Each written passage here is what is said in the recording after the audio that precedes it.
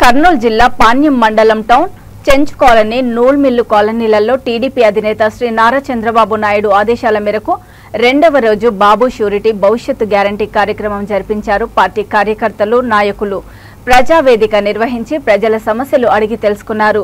రాబోయే టీడీపీ ప్రభుత్వంలో ఎటువంటి మేలు జరుగుతుందో వివరించారు. కాలనీలో ఇంటింటికి తిరిగి టీడీపీ అందించబోయే పథకాల గురించి వివరించారు. పాణ్యం మాజీ ఎమ్మెల్యే టీడీపీ ఇన్ఛార్జి శ్రీమతి గౌరు చరితారెడ్డి, వీరి వెంట పెద్ద సంఖ్యలో నాయకులు, కార్యకర్తలు పాల్పంచుకున్నారు.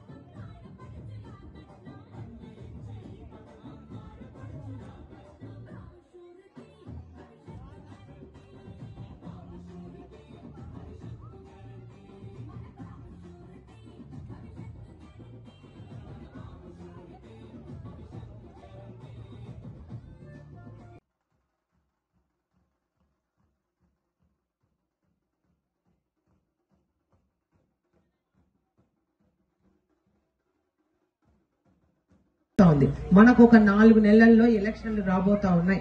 ఈ ప్రభుత్వం అధికారంలోకి వచ్చిన తర్వాత అన్ని రంగాల్లో విఫలమైంది.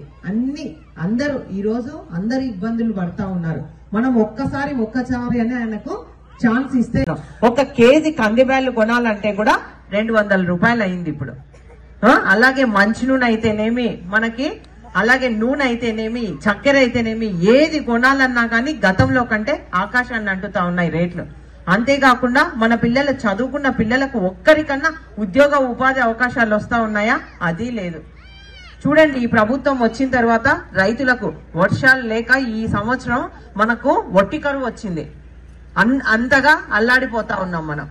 కాబట్టి గతంలో చూసాం, చంద్రబాబు నాయుడు గారు ఉన్నప్పుడు అభివృద్ధి, సంక్షేమం 2 కళ్ళుగా భావించి మన రాష్ట్రాన్ని ప్రగతి పథంలో నడిపించిన ఘనత ఆయనది.